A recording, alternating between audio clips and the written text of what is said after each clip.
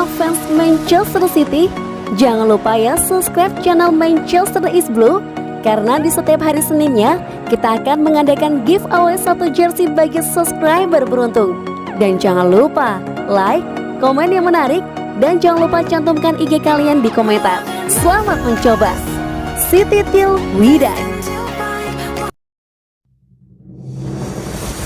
Jack Grealish dan Manchester City bakalan bangkit. Manchester City memang tak menjalani start yang manis di Liga Inggris 2021-2022. Dengan skuad bagus termasuk Jack Grealish, The Citizens diyakini akan bangkit. City menelan kekalahan 0-1 dari Tottenham Hotspur di pekan pertama Liga Inggris. Dalam pertandingan di Tottenham Hotspur Stadium Minggu 16 Agustus 2021 malam waktu Indonesia Barat, Son Heung-min menjadi penyebab kekalahan tim asuhan Pep Guardiola. Grealish menjalani pertandingan pertamanya bersama City di Liga Inggris. Ex-pemain Aston Villa itu bermain penuh mengawali barisan gelandang Manchester City. Selama 90 menit, Grealish dicatat Opta mampu membukukan 71 sentuhan, 50 umpan, 3 kali tembakan, dan 1 shot on target. Dengan bandrol transfer Grealish yang mencapai 100 juta pound sterling, jelas ada ekspektasi tinggi di pundaknya. Dengan bantuan skuad City yang luar biasa, Grealish disebut Danny Murphy akan mampu bangkit. Grealish terlihat sama percaya diri seperti sebelumnya, meminta dan sangat jarang kehilangan bola. Dia hampir melakukan tusukan saat dia dilanggar di tepi kotak penalti. Dan meski dia tak bisa mencapai penampilan yang kita tahu dia mampu, saya masih berpikir dia bisa cukup senang dalam penampilannya. Itu bukanlah debut yang dia impikan, tapi dengan kualitas dan pengalaman Manchester City, Anda tahu mereka akan segera bangkit. Dia akan menjadi bagian dari itu, kata Murphy dalam kolomnya di BBC.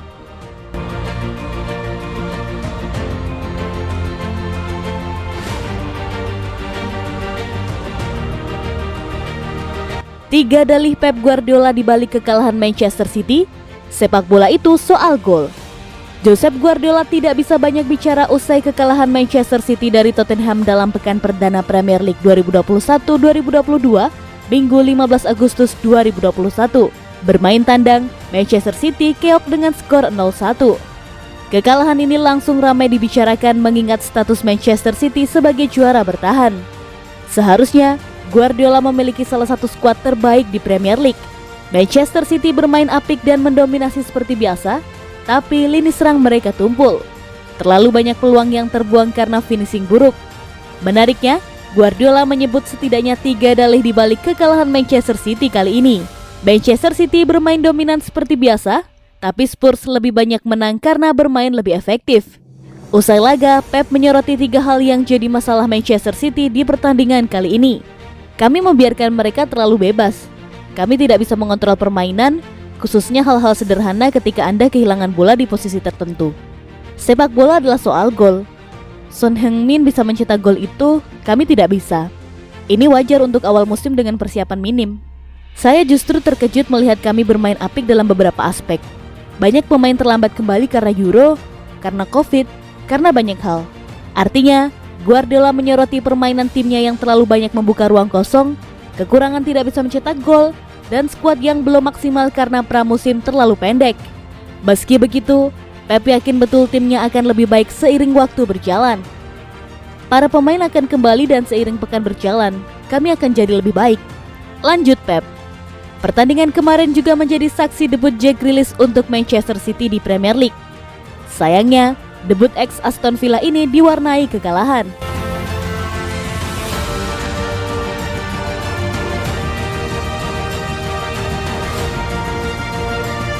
Pep Guardiola memberikan pembaruan kebugaran tentang Ilkay Gundogan dan Kevin De Bruyne. Bos Manchester City Pep Guardiola telah menyampaikan pembaruan tentang kebugaran Ilkay Gundogan dan Kevin De Bruyne setelah timnya kalah 1-0 melawan Tottenham di Liga Premier pada Minggu sore. Beberapa pemain tetap tim utama dibiarkan di bangku cadangan setelah kembali berlatih selama seminggu terakhir setelah keterlibatan mereka di kejuaraan Eropa dan Copa America. Berbicara dalam konferensi pers pasca pertandingannya, Guardiola mengkonfirmasi bahwa pemain berusia 30 tahun itu menderita cedera bahu yang tingkatnya masih belum diketahui dan akan diperiksa oleh staf klub pada hari Senin menurut Sam Lee dari The Athletic. Selain itu, manajer Catalan berbicara tentang kinerja De Bruyne dari bangku cadangan.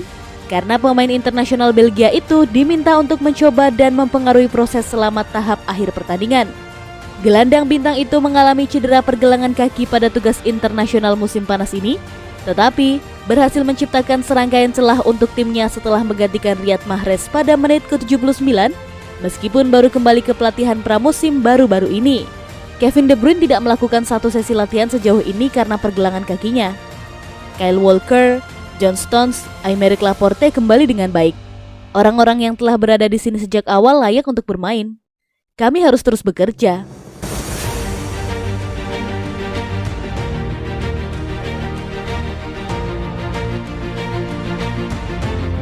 Karena tampil buruk, Gary Neville kecam dan peringati bek kiri Manchester City. Bandit sepak bola Inggris Gary Neville meluncurkan kritik pedas pada bek kiri Manchester City, Benjamin Mendy. Melihat performanya di laga melawan Tottenham, Neville merasa Mendy tidak becus dalam bertahan. Manchester City kini kalah pada dua awalnya di musim 2021-2022. Sebelum dibekuk Tottenham, Manchester City lebih dulu menderita kekalahan dari Leicester pada ajang Community Shield. Manchester City kalah dengan skor 1-0. Menurut Gary Neville, salah satu alasan mengapa Manchester City kalah adalah bek kiri yang rapuh. Neville mengkritik performa Benjamin Mendy yang memberi banyak ruang kosong pada pemain-pemain depan Tottenham di dekat kotak penalti. Proses gol Son Heung-min berasal dari area yang dijaga Mendy. Son bisa dengan bebas melakukan dribble dan berhadapan dengan bek tengah. Neville pun memberi kritik pedas pada pemain asal Prancis tersebut. Mendy tidak becus bertahan. Dia sangat longgar dalam permainan dan Manchester City memiliki Alexander Zinchenko dan Kyle Walker di bangku cadangan, kata Neville pada Sky Sports. Mendy kemudian memang ditarik keluar oleh Pep Guardiola. Pada menit ke-79, manajer asal Spanyol itu memainkan Zinchenko untuk menggantikan Mendy. Sisi kiri Manchester City pun nampak lebih hidup.